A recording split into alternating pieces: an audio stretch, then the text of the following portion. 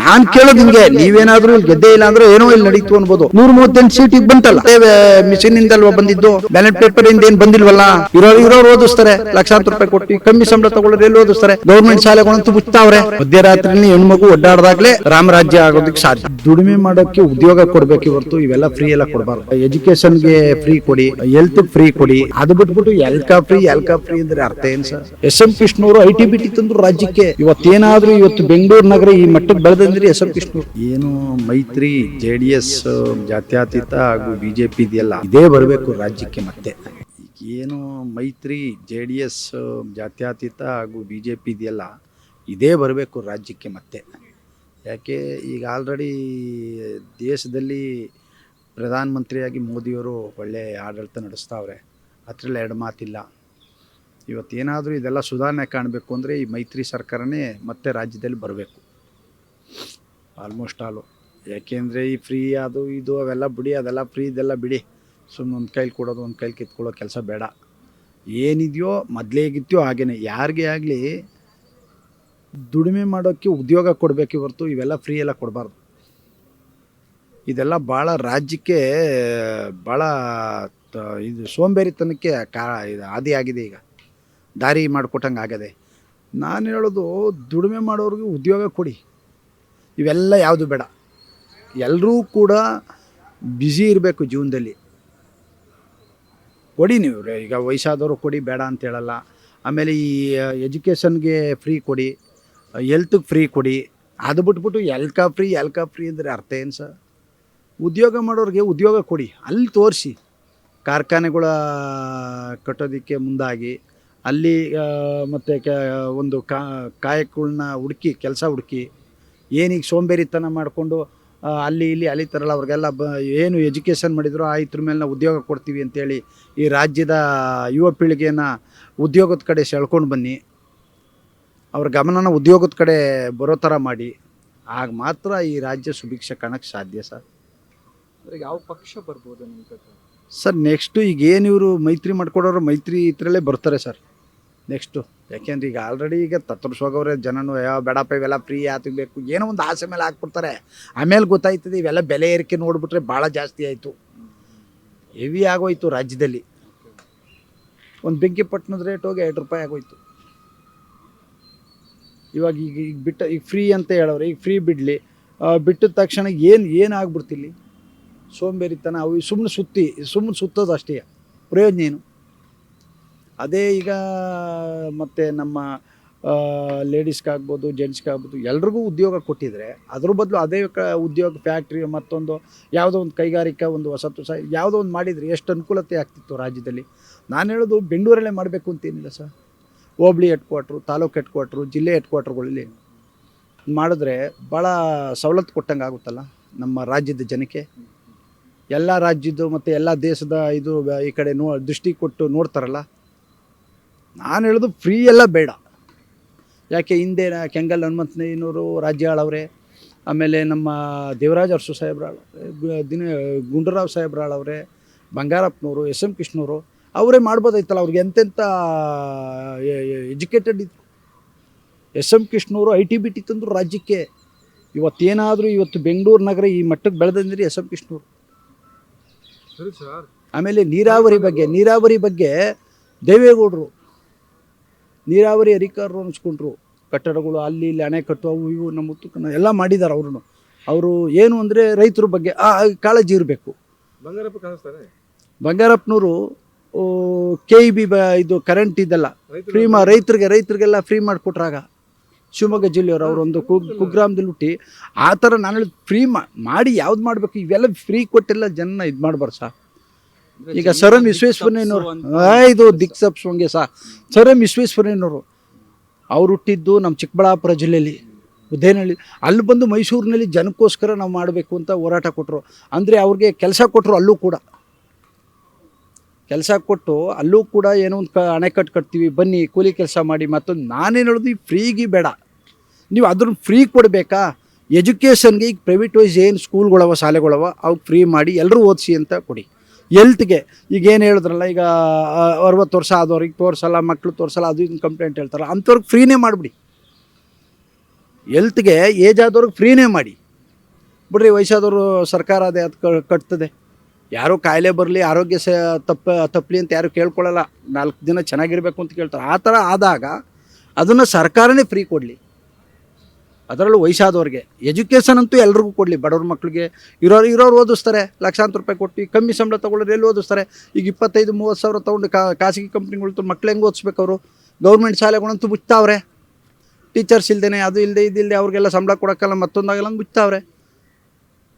ರಾಜ್ಯದ ಇದು ಆ ಕಡೆ ದೃಷ್ಟಿ ವಹಿಸ್ಬೇಕು. ಸರ್, ಈಗ ಯಾವುದೇ ಸರ್ಕಾರದಲ್ಲಿ ನೀವು ಮಟ್ಟಿಗೆ ಒಂದು ದಿನದ ಮಟ್ಟಿಗೆ ನೀವು ಏನಾದರೂ CM ಆದರೆ ರಾಜ್ಯಕ್ಕೆ ಯಾವ್ಯಾವೆಲ್ಲ ಯೋಜನೆಗಳು ತರ್ತೀರಿ ನೀವು? ನಿಮ್ಮ ವೈಯಕ್ತಿಕ ಸರ್, ವೈಯಕ್ತಿಕವಾಗಿ ಹೇಳ್ತೀನಿ ಸರ್. ಈಗ ಏನು ಎಜುಕೇಷನ್ಗೆ ತೊಂದರೆ ಆಗಿದೆಯೋ ಆ ಥರದ್ದು ತರಬೇಕು. ಮತ್ತು ಹೆಲ್ತ್ ಬಗ್ಗೆ ತರಬೇಕು. ಈ ಫ್ರೀ ಎಲ್ಲ ನಿಲ್ಲಿಸ್ಲೇಬೇಕು ಸರ್. ಅದ್ರ ಕಡೆ ಗಮನ ಕೊಡ್ತೀವಿ. ಉದ್ಯೋಗದ ಕಡೆ ಇವು 3 ಕೊಡಲಿ ಸರ್. ಯಾವುದೇ ಆದಂಥ ಸಮಸ್ಯೆ ರಾಜ್ಯದಲ್ಲಿ ಬರೋಲ್ಲ. ಹೆಣ್ಮಕ್ಳ ರಕ್ಷಣೆ ಬಗ್ಗೆ ಹೆಣ್ಮಕ್ಳು ರಕ್ಷಣೆ ಮಾಡಲೇಬೇಕು ಬಿಡಿ. ಯಾರೋ ಈಗ ಪೋಲಿ ಪುಂಡು ಮಾಡ್ತವೆ ಅವೆಲ್ಲ. ಈಗ ಎಲ್ಲರೂ ಅಕ್ಕ ತಂಗಿರ ಜೊತೆಲಿ ಹುಟ್ಟಿರ್ತಾರೆ. ಹೆಣ್ಣುಮಕ್ಳನ್ನ ಯಾರೇ ಅಲ್ಲಿ ಸ್ತ್ರೀ ರೂಪದಲ್ಲಿ ನಾವು ನೋಡಬೇಕು, ದೇವತೆ ರೂಪದಲ್ಲಿ ನೋಡಬೇಕು. ಕೆಟ್ಟ ದೃಷ್ಟಿಲಿ ನೋಡಬಾರ್ದು. ಕೆಟ್ಟತನ ಮಾಡಿ ಎಲ್ರಿಗೂ ಅಕ್ಕ ತಂಗಿರು ಇದ್ದೇ ಇರ್ತಾರಲ್ಲ ಸರ್. ಈಗ ಬೇರೆಯವ್ರು ಯಾರೋ ಚಿಕ್ಕಮ್ಮನ ಮಗಳು ದೊಡ್ಡಮ್ಮನ ಮಗಳು ಅಕ್ಕ ತಂಗಿನೇ ಆದ್ರಲ್ಲ. ಅವರು ರಕ್ಷಣೆ ಹೆಣ್ಮಕ್ಳು ರಕ್ಷಣೆ ಅವತ್ತಲೂ ಕೂಡ ಮಹಾತ್ಮ ಗಾಂಧಿಯವರು ಹೇಳವ್ರೆ, ಹೆಣ್ಮಕ್ಳನ್ನ ರಕ್ಷಣೆ ರೀತಿಯಲ್ಲಿ ನಾವು ಈ ದೇಶದಲ್ಲಿ ಕಾಣಬೇಕು, ಒಳ್ಳೆ ರೀತಿಯಲ್ಲಿ ಕಾಣಬೇಕು, ರಕ್ಷಣೆ ಕೊಡಬೇಕು ಅಂತ. ಅದು ನಿಜ. ಮಧ್ಯರಾತ್ರಿಯಲ್ಲಿ ಹೆಣ್ಮಗು ಒಡ್ಡಾಡ್ದಾಗಲೇ ರಾಮರಾಜ್ಯ ಆಗೋದಕ್ಕೆ ಸಾಧ್ಯ. ಆಗ್ತಿದೆಯಾ? ಆಗಿದೆಯಾ ಸರ್? ಎಲ್ಲಿ ಸರ್? ಅದನ್ನು ಸರ್ಕಾರ ಮಾಡಲಿ ಅಂತ ನಾವು ಸರ್ಕಾರ ದೂರೋದಲ್ಲ, ಜನನೂ ಕಲ್ತ್ಕೋಬೇಕು ಸರ್. ಅದನ್ನು ಆ ಕೆಟ್ಟ ದೃಷ್ಟಿಗೆ ಹೋಗಬಾರ್ದು. ಹೆಣ್ಮಕ್ಳು ವಿಚಾರದಲ್ಲಿ, ಹೆಣ್ಣಿನ ಸ್ತ್ರೀ ವಿಚಾರದಲ್ಲಿ ಕೆಟ್ಟ ದೃಷ್ಟಿಗೆ ಹೋಗ್ಬೋದು. ಸರ್ಕಾರನ ದೂಷಣೆ ಮಾಡೋದಲ್ಲ. ಯಾವುದೇ ಸರ್ಕಾರ ಬರಲಿ, ಅದನ್ನು ಜನಗಳು ಅರ್ಥಕೊಂಡು ಬದುಕಬೇಕು. ಇಷ್ಟನ್ನು ನಾನು ಹೇಳ್ತೀನಿ ಸರ್. ಒಟ್ಟಿನಲ್ಲಿ ಫ್ರೀ ಎಲ್ಲ ಅವಶ್ಯಕತೆ ಇಲ್ಲ. ನನ್ನ ಅನಿಸಿಕೆ ಸರ್, ಇದು ಎಲೆಕ್ಷನ್ ಗಿಮಿಕ್ಕು ಅಂತಾರೆ. ಎಲೆಕ್ಷನ್ ಗಿಮಿಕ್ಕು ಅಂತ ಹೇಳೋದು. ನಾನು ಹೇಳೋದು ಇದನ್ನು ಕೊಟ್ಟು ಅವ್ರು ಮಾಡಲಿ, ಆಗ ಜನದ ಮುಂದೆ ಹೇಳಲಿ, ತೊಂದರೆ ಇಲ್ಲ. ಏನು ನಾವು ಉದ್ಯೋಗ ಕೊಡಬೇಕಾಯ್ತು, ನಿಮ್ಗೆ ಉದ್ಯೋಗ ಕೊಟ್ಟಿವಿ, ಬ್ಯುಸಿಯಾಗಿ ಜೀವನ ಮಾಡಿ, ದುಡಿಮೆ ಮಾಡಿ, ಮತ್ತು ಎಜುಕೇಷನ್ನು ನಿಮ್ಮ ಕೈಲಿ ಲಕ್ಷಾಂತರ ರೂಪಾಯಿ ಪ್ರೈವೇಟ್ ಶಾಲೆಗಳು, ಈ ಗೌರ್ಮೆಂಟ್ ಶಾಲೆ ಇಲ್ಲ, ಅದಕ್ಕೆ ನಮ್ಮ ಗೌರ್ಮೆಂಟಿಂದ ಕೊಡ್ತಾ ಇದ್ವಿ, ಕೊಡಲಿ. ಮತ್ತು ಹೆಲ್ತು, ಈಗ ಯಾರೋ ಈಗ ಕಮ್ಮಿ ಸಂಬಳದವರು ಎಲ್ಲರಪ್ಪ ಲಕ್ಷಾಂತರ ರೂಪಾಯಿ. ಇವತ್ತೊಂದು ಏನಾದರೂ ಒಂದು ಜ್ವರ ಬಂದು ಹೋಯ್ತು ಅಂದರೆ 1 ಲಕ್ಷ ಆಯಿತು, 80,000 ಆಯಿತು, 2 ಲಕ್ಷ ಆಯಿತು ಅಂತಾರೆ ಸರ್. ಎನಿವನ್ನು ಯಾವುದೇ ಒಂದು ಸಣ್ಣ ನರ್ಸಿಂಗ್ ಹೋಮ್ಗೆ ಹೋಗಿ, ಈಗ ತಾಲೂಕು ಮಟ್ಟದಲ್ಲಿ ನರ್ಸಿಂಗ್ ಹೋಮ್ಗೆ 50,000 ಆಯಿತು, 60,000 ಆಯಿತು, 80,000 ಆಯಿತು ಅಂತ ಹೇಳ್ತಾರೆ. ಇವತ್ತಿನ ಫುಡ್ಡು ಹಾಗೇ ಇದೆ. ಆರೋಗ್ಯ ಸಮಸ್ಯೆಗಳು ಇವತ್ತಿನ ಫುಡ್ನಲ್ಲಿ ಬೇಗ ಮನುಷ್ಯನಿಗೆ ಆಕ್ರಮಣ ಮಾಡ್ತಾ ಇದೆ ಮನುಷ್ಯನ ಹೆಲ್ತ್ ಮೇಲೆ. ಇವತ್ತಿನ ಫುಡ್ಡು ಆ ಥರನೇ ಇದೆ. ಆ ದೃಷ್ಟಿಲಿ ಇಂಥವನ್ನ ಕೊಟ್ಟು, ಇಂಥವೆಲ್ಲ ಈ ಬೇರೆದೆಲ್ಲ ಬಸ್ ಫ್ರೀ ಕೊಟ್ಟು ನಾವು ಸರ್, ಈಗ ನಾವೇನು ಈಗ ಮೊದಲೆಲ್ಲ ಓಡಾಡ್ತಿರ್ಲಿವೆ ನಾವು. ಈಗ ಲೇಡೀಸಿಗೆ ಕೊಟ್ಟವ್ರು ಜೆಂಟ್ಸಿಗೆ ಕೊಟ್ಟಿಲ್ಲ ಅನ್ನೋ ದೃಷ್ಟಿ ಬೇಡ, ಅದು ಬೇಡ. ಅವರು ನಮ್ಮವರೇ. ಬಟ್ ಏನಾಗ್ತಾ ಇದೆ ಅಂದರೆ ಉದ್ಯೋಗದ ಕಡೆ ಇದು ಕಮ್ಮಿ ಆಗ್ತಾಯಿದೆ. ಅದ್ರ ಬದಲು ಇಂಥದ್ದು ಮಾಡಿ. ಈಗ ಮೆಟ್ರೋ ಯೋಜನೆ ಆ ಫ್ರೀ ಬಿಡೋದ್ರ ಬದಲು ಅದೇ ಫಂಡ್ ತೊಗೊಂಡೋಗಿ ಇನ್ನೊಂದಷ್ಟು ಮೆಟ್ರೋ ಯೋಜನೆ ಮಾಡಿದರೆ ಇನ್ನೊಂದಷ್ಟು ಹಳ್ಳಿಗಳು ಮುಂದಕ್ಕೆ ಇಂಪ್ರೂವ್ ಆಗ್ತಿದ್ದೋ. ಬೆಂಗಳೂರು ಮಧ್ಯ ಸೆಂಟ್ರ್ ಪಾಯಿಂಟಲ್ಲಿ ಇರಬೇಕು ಅನ್ನೋದು ಇರ್ತಿರಲ್ಲ. ಯಾವುದೋ ಒಂದು ಮೂಲೆ ಈ ಕಡೆಯಿಂದ, ಈಗ ನಮ್ಮ ದೊಡ್ಡಬಳ್ಳಾಪುರ ಕಡೆನೋ, ಈ ಮಾಗಡಿ ರಸ್ತೆ ಕಡೆನೋ, ನಮ್ಮ ಹೊಸೂರು ರಸ್ತೆನೋ, ಮದ್ದು ಯಾವುದೋ ಒಂದು ಕಡೆ ಇನ್ನೊಂದಷ್ಟು ಮೆಟ್ರೋ ಯೋಜನೆನ ಈಗ ಸೆಂಟ್ರಲ್ ಗೌರ್ಮೆಂಟ್ನವ್ರ ಜೊತೆಲಿ ಇವರು ಕೂಡ ಒಗ್ಗೂಡಿ ಇಬ್ಬರು ಜಂಟಿಯಾಗಿ ಮಾಡಿದರೆ, ಈ ಫ್ರೀ ಬಿಡೋದ್ರ ಬದಲು ಅದೇ ಇನ್ನೊಂದಷ್ಟು ದೂರ ಮೆಟ್ರೋ ಮುಂದುವರಿತಿರ್ಲಿಲ್ವೇ? ಆಗ ಹಳ್ಳಿ ಈಗ ಸಿಟಿ ಅಲ್ಲಿಂದ ಬರ್ತಿದ್ದವ್ರು ಇಲ್ಲಿ ಕಮ್ಮಿ ಆಗ್ತಿರ್ಲಿಲ್ವೇ? ಆಗೇನಾಗ್ತಿತ್ತು? ಅಲ್ಲೇ ಇರ್ತಕ್ಕಂಥ ಜನ ಬರ್ತಿದ್ರು ಮೆಟ್ರೋದಲ್ಲಿ. ಈಗ ಏನಾಗಿದೆ ಅಂದರೆ ಬೆಂಗಳೂರಿಗೆ ಹೊರಗಡೆಯಿಂದ ಬಸ್ನಲ್ಲಿ ಮತ್ತೊಂದರಲ್ಲಿ ಟ್ರಾಫಿಕ್ ಸಮಸ್ಯೆ ಅಂತೇಳಿ ಎಲ್ಲ ಬಂದು ಇಲ್ಲೇ ಉಳ್ಕೊಳ್ತಾರೆ ಉದ್ಯೋಗಕ್ಕೋಸ್ಕರ. ಅದೇ ನಮಗೆ ಟ್ರಾಫಿಕ್ ಸಮಸ್ಯೆ ಇಲ್ಲ, ಸಾರಿಗೆ ಇದು ಚೆನ್ನಾಗಿದೆ, ನಮಗೆ ಓಡಾಡೋದಕ್ಕೆ ಸಂಪರ್ಕ ಅಂದಾಗ, ಮೆಟ್ರೋ ಮತ್ತೊಂದು ಆದಾಗ ಬಂದು ಇಲ್ಲಿಂದ ವರ್ಕ್ ಮುಗಿಸ್ಕೊಂಡು ತಮ್ಮ ಮನೆಗಳಿಗೆ ಹೋಗ್ತಾರೆ, ಊರುಗಳಿಗೆ ಹೋಗ್ತಾರೆ. ಆಗ ಟ್ರಾಫಿಕ್ ಸಮಸ್ಯೆ ಕಮ್ಮಿ ಆಗ್ತದೆ. ಈಗ ಮೆಟ್ರೋ ಬಂದಿರೋದು ಭಾಳ ಒಂದು ಹೆಲ್ಪ್ ಆಗಿದೆ ಈ ಬೆಂಗಳೂರು ನಗರಕ್ಕೆ.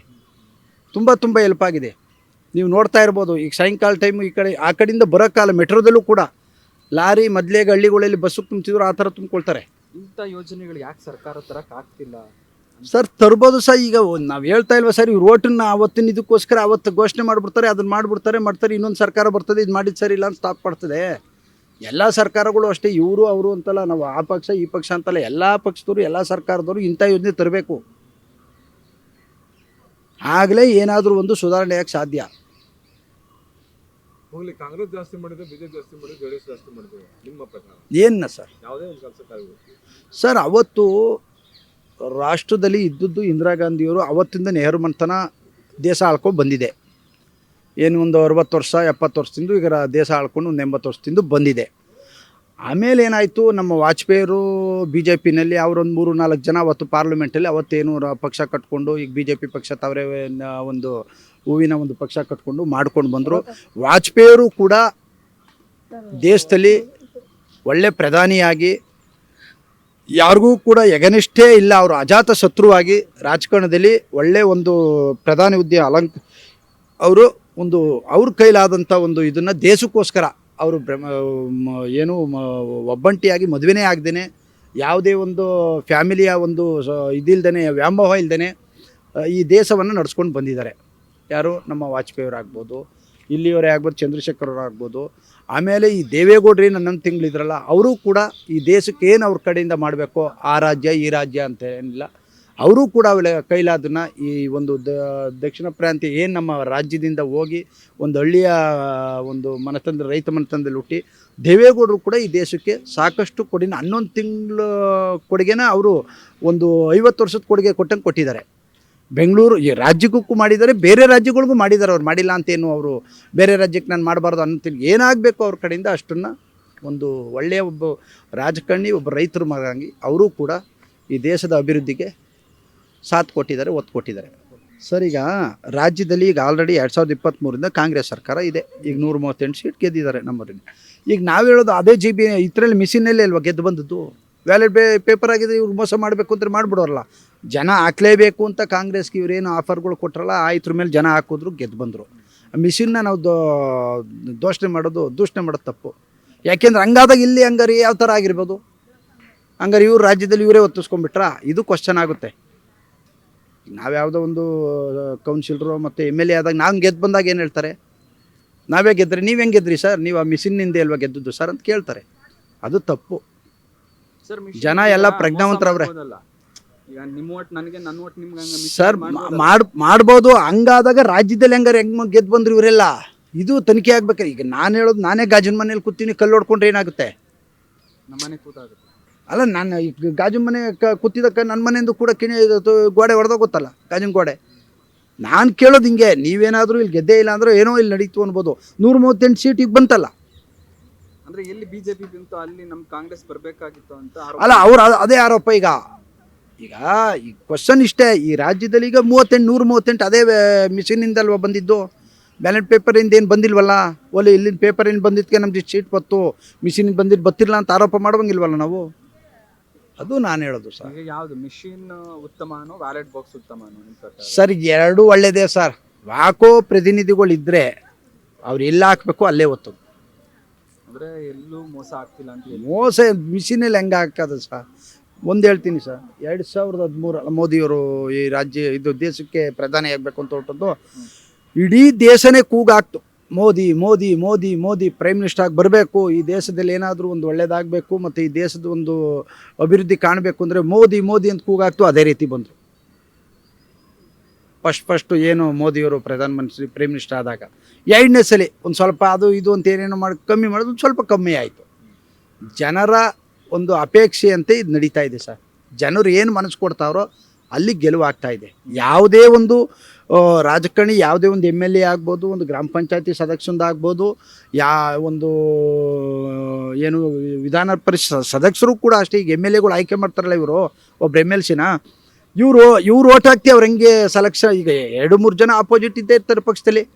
ಯಾರು ಒಲವನ್ನು ತೋರಿ ಯಾವ MLA ಜಾಸ್ತಿ ಅವ್ರಿಗೆ ಓಟ್ ಮಾಡ್ತಾರೋ ಆ ವ್ಯಕ್ತಿ ಒಬ್ಬ MLC ಆಗಿ ಆಯ್ಕೆ ಬರ್ತಾನೆ. ಅಲ್ಲೇನು ಅವ್ರು ಆಗ್ತಿ ಹೆಂಗೆ ಅವ್ರಿಗೆ? ಈಗ ಆಯಿತು, ಬ್ಯಾಲೆಟ್ ಪೇಪರಲ್ಲಿ ಇವ್ರು ಮಾಡಲಿ, ಅವ್ರು ಒತ್ತುತ್ತಕ್ಕೆ ತಾನೇ ಇವ್ರು ಬರೋದು. ಯಾರು ಜಾಸ್ತಿ ಬ್ಯಾಲೆಟ್ ಪೇಪರ್ನಲ್ಲಿ ಲೀಡ್ ತಗೊಂಡಿರ್ತಾರೋ ಅವ್ರನ್ನ ಆಯ್ಕೆ MLC ಅಂತ ಆಯ್ಕೆ ಮಾಡ್ತಾರೆ.